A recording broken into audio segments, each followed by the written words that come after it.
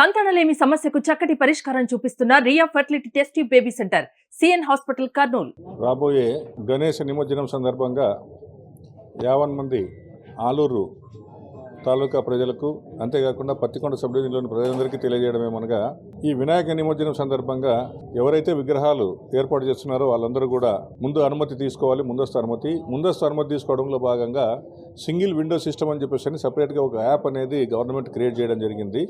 అంటే ఈ single window system అంటే ఏం కాదు, ఈ ఎంఆర్ఓ అయితేనేమి, ఆర్ఎన్బి అయితేనేమి, ఫైర్ అయితేనేమి, లేకపోతే పోలీస్ అయితేనేమి, వివిధ డిపార్ట్మెంట్ల దగ్గరికి ప్రతి డిపార్ట్మెంట్ దగ్గరికి తిరగడానికి ప్రజలకు ఇబ్బందికరమైన పరిస్థితి అనేది ఉంటుందని చెప్పేసి ఆ విధంగా అందరి దగ్గరికి వెళ్లకుండా జస్ట్ మీరు కేవలం యాప్లో మీరు ఎంటర్ అయిపోతే అన్ని డిపార్ట్మెంట్కి సంబంధించిన ఏ విధంగా మీరు పెడుతున్నారు, ఏం కథ అని మీరు స్పెసిఫికేషన్స్, మీ అడ్రస్ పర్టికులర్స్, తర్వాత మెంబర్స్ ఎవరు, ఇవన్నీ కూడా వివరాలన్నీ కూడా అందులో పొందుపరిస్తే ఆటోమేటిక్గా మీకు ఆన్లైన్లోనే కూడా అనుమతిని ఇవ్వడం అనేది జరుగుతుంది.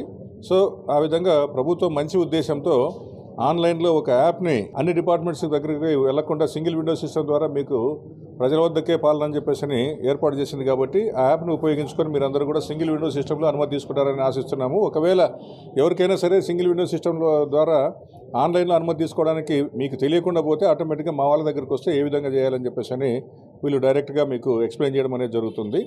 ఇక అంతేకాకుండా విగ్రహాలు ఏర్పాటు చేసిన తర్వాత పాండల్స్ దగ్గర కమిటీ మెంబర్స్ అందరూ కూడా బాధ్యత తీసుకోవాలి.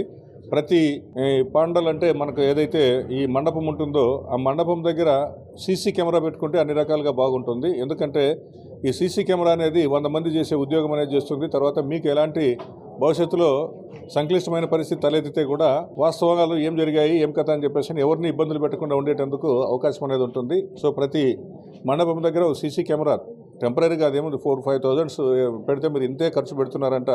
సీసీ కెమెరా ఏర్పాటు చేసుకుంటే మీకు అందరికీ కూడా అది ఉపయోగకరంగా ఉంటుందని చెప్పేసి మొత్తం ప్రభుత్వం కూడా అందరికీ కూడా ఆ చైతన్యం తీసుకొని రావాలని చెప్పేసి చెప్పడం జరిగింది. ఇక అంతేకాకుండా ఈ విగ్రహాల దగ్గర రాత్రిపూట ఈ దీపాలు పెడుతూ ఉంటారు. ఆ దీపాలు పెట్టే క్రమంలో ఏదైనా యాక్సిడెంటల్గా అక్కడ ఉన్న ఈ దాని క్లాత్కి సంబంధించి ఏదైనా కూడా అగ్ని ప్రమాదాలు జరిగే ప్రమాదం ఉంది.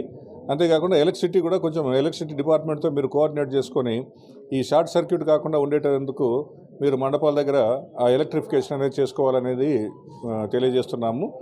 ఇక చివరిగా ఊరేగింపు సందర్భంగా మీకు కేటాయించిన సమయంలో అంటే పోలీసు వారు కానీ, రెవెన్యూ వాళ్ళు కానీ అందరూ కలిసి ఏ విగ్రహం ముందు పోవాలి, ఎవరు ముందు వెళ్ళాలి, ఎప్పుడు ఏ విగ్రహాన్ని ఏ సమయంలో ముందుకు దాన్ని ఎత్తాలి అని చెప్పేసి తర్వాత ఇమ్మర్షన్ పాయింట్ దాకా ఎవరెవరు ఏ విధంగా పోవాలని చెప్పేసి అన్నీ కూడా సూచనలు, సలహాలు ఇవ్వడం జరుగుతుంది.